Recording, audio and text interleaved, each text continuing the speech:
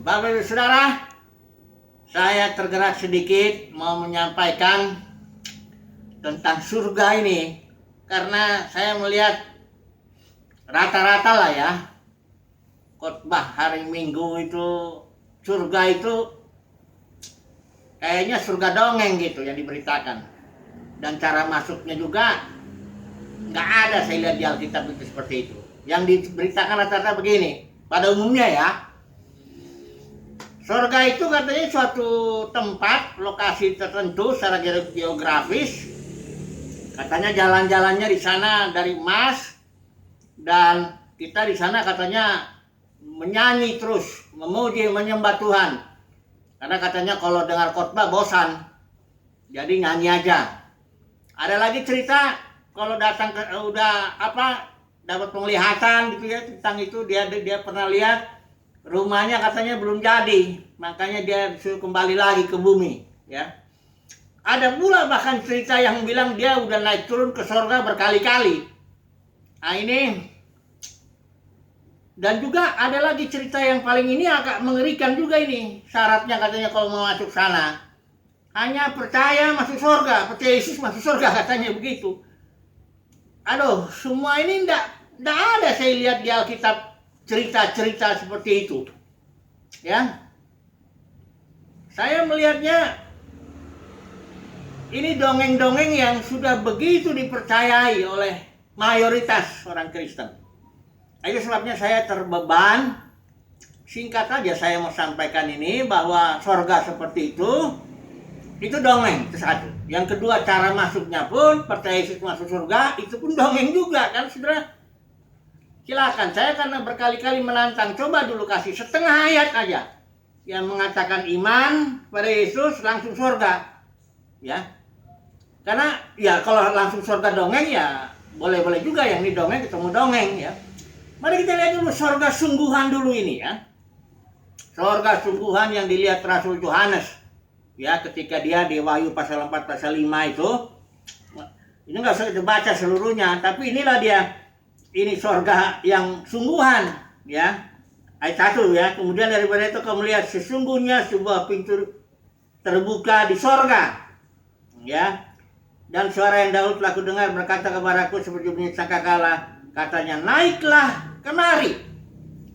Yohanes ditantang untuk naik ke dalam satu dimensi yang lebih tinggi. Disitulah surga itu. Surga itu bukan lokasi geografis tertentu di alam semesta ini, bukan. Ini surga itu adalah suatu dimensi tertinggi, lebih tinggi ya, lebih tinggi. Yesus pernah mengatakan bahwa Elohim tinggal dalam dimensi yang kita sebut dimensi kekal. Dia adalah kekal ya. Kemudian dia menciptakan satu dimensi yang namanya surga dan meletakkan tahtanya di sana. Dia juga menciptakan bumi, alam semesta ini ya, yang kita tinggali ini, yang kita sebut kalau ilmuwan menurut dimensi ruang dan waktu. Dia ciptakan lagi dimensi di bawahnya itu, namanya dimensi alam maut ya, atau dimensi di bawah bumi ya, kalau istilah di bawah itu di bawah bumi. Jadi surga itu adalah dimensi yang lebih tinggi daripada dimensi alam semesta ini. Dia nggak ada di alam semesta ini. Surga bukan lokasi geografis, tapi surga itu suatu dimensi yang lebih tinggi daripada dimensi alam semesta ini, yaitu dimensi ruang dan waktu. Ya. Dan di surga yang dimensi tertinggi itu yang dilihat Rasul Yohanes, di situ senternya memang tahta Elohim, tahta Bapa. Memang Bapa menciptakan surga, ingat ya. Surga lebih tinggi daripada Bapa di surga. Bapa itu gak bisa ditinggal. Makanya Salomo bilang surga di atas segala surga pun gak bisa memuat engkau. Karena Tuhan tidak diam di dalam surga dalam pengertian surga lebih kecil. Dia dimensinya dimensi kekal dan belum ada seorang pun datang ke sana. Tak pernah, kita bilang tak pernah orang melihat Elohim. Itu artinya gak pernah orang tahu. Makanya kalau dibilang kita masuk dalam kekekalan, tunggu dulu. Alkitab ini hanya bicara soal dimensi waktu dan ruang. Rencana Bapa untuk menegakkan kerajaannya, dan nanti surganya turun ke bumi. dimensi surganya turun ke dimensi bumi untuk menegakkan kerajaannya di bumi. Makanya suruh ajarin itu jadilah kehendakmu di bumi seperti di surga. Jadi surga yang sungguhan itu adalah suatu dimensi yang lebih tinggi daripada dimensi alam semesta ini. Disitulah tahta Elohim ada di situ, diletakkan oleh Tuhan. Sudah gitu kalau nanti kita baca ini, di situ ada 24 tua-tua. Ya, punya tahta juga sekelilingnya itu. Ada 4 makhluk juga. Kalau kita lihat itu imam dan raja-raja. Dan yang paling nanti itu banyak juga, ada 7 roh ya. Ada juga lautan kaca. Yaitu orang-orang yang sudah ditebus di situ. Kaca itu, lautan itu orang banyak ya, yang sudah tenang ya. Ada juga di situ nanti. Nah ini ada cerita. Surga yang di sana cerita, bukannya nyanyi-nyanyi gak karu-karuan. Itu ada cerita di mana ada materai, ada kitab ya yang dipegang oleh Bapa, kata Bapa itu nggak ada seorang pun yang bisa, baik yang dimensi surgawi maupun dimensi bumi maupun dimensi di bawah bumi, nggak bisa buka kitab ini yang merupakan suatu pewahyuan cerita ke depannya. Hanya anak domba yang sudah disembelih, yaitu Yesus Kristus, boleh buka ini. Begitu dibuka, lihat ada materai 1, materai 2, materai 3, materai 4 sampai 7. Ketika mereka 7, ada sambung lagi sangkakala 1, 2, 3, 4, 5, 6, 7. Baru di sangkakala ke-7 itu terbukalah misteri Elohim, yaitu bahwa Tuhan bersama dengan orang kudusnya akan memerintah di bumi ini. Makanya Wahyu pasal 5 ayat 10 mengatasi 24 tua-tua dan makhluk itu, dia teriak, kami akan memerintah di bumi ini. Itu para pemenang ya. Nah, jadi surga yang diceritakan itu lokasi geografis tertentu, jalannya dari emas, sangat jasmani ya, sangat alam semesta. Ya, alam semesta katanya kata di sebelah mana? Karena alam semesta ini luasnya luar biasa Bapak Saudara. Ini kalau ada teleskop Hubble itu melihat alam semesta ujung-ujungnya itu ada 78 miliar tahun cahaya, itu jarak ya. Kecepatan cahaya itu 300.000 kurang lebih kilometer per detik. Terus galaksi kita katanya namanya Milky Way itu dari ujung ke ujung jalan 2 juta tahun cahaya. Jadi kalau ada pesawat kecepatan cahaya 300.000 kilometer per detik itu nggak ada pesawat. Itu perlu 2 juta tahun. Jadi kalau kita hidup cuma 70 tahun udah mati di pesawat kalaupun ada yang naik begitu. Alam semesta ini luasnya luar biasa. Bahkan enggak ada juga teori-teori alam semesta yang meluas terus. Ada Big Bang gitu kan, dia akan meledak itu. Ada bintang-bintang yang lari menjauhi bumi dengan kecepatan cahaya. Jadi bintang itu cahayanya nggak mungkin sampai ke bumi. Nah ini luar biasa. Tapi itu namanya dimensi ruang dan waktu. Surga nggak di situ. Surga itu suatu dimensi yang lebih tinggi. Rasul Yohanes diangkat ke dimensi yang lebih tinggi itu. Naik kemari katanya. Dimensi yang lebih tinggi. Nah disitulah dia melihat surga itu. Ada tahta Elohim dan sebagainya. Ada cerita. Ya. Surga itu cerita ya. Bukan nyanyi-nyanyi. Ada yang juga bilang ngawur lah. Nah, caranya sekarang masuk surga yang seperti sungguhan ya. Saya mau beritakan surga sungguhan ini ya. Itu cara masuknya nggak segampang seperti yang khotbah percaya Yesus masuk surga. Nah, iya, kalau surga dongeng iya. Ya maksudnya aneh gitu ya. Nggak ada itu. Kalau untuk memasuk yang surga seperti ini, memerintah nanti di bumi, itu nggak cuma iman ya. Saya mau baca nanti satu ayat ya. Satu ayat aja ya. Dari 2 Petrus. Surat kedua ya. 2 Petrus 1. Ayat yang ke-11. Ini sebenarnya boleh baca selanjutnya. Tapi saya potong aja. Dengan demikian kepada kamu akan dikaruniakan hak penuh. Untuk memasuki kerajaan kekal. Yaitu kerajaan Tuhan dan Juru Selamat kita Yesus Kristus. Ya, ini kekal ini harus diterjemahkan berjaman-jaman ya. Ayon. Jadi hak penuh untuk memasuki itu iman di sini ayat atas itu harus ditambah-tambahkan.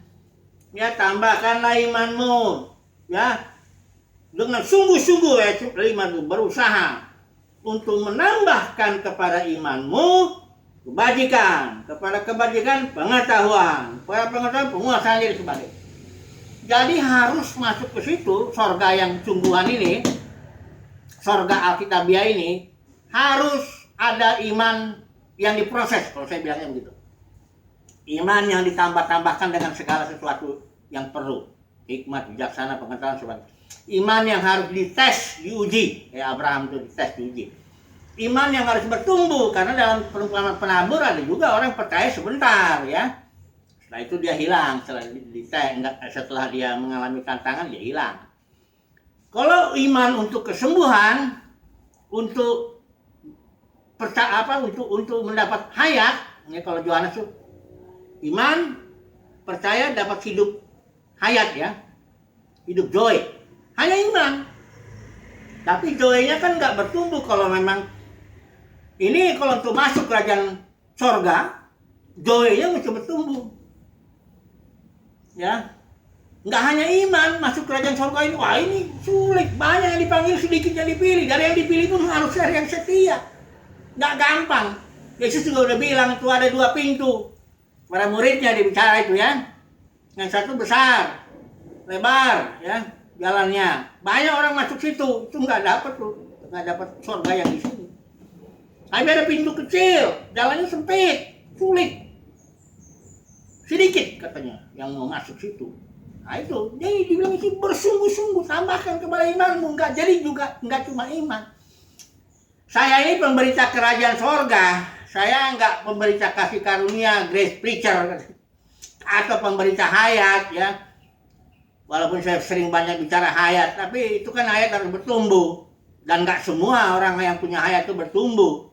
Sesuai dengan perumpamaan penabur itu. Ya. Saya bukan pemberita kesembuhan. Karena untuk memiliki semua ini, mujizat itu cukup iman. Orang datang kepada Yesus, perempuan itu sembuh, imanmu menyelamatkan engkau. Ya, Jairus, anak kita dibangkitkan, imanmu, percaya saja kata Tuhan Yesus.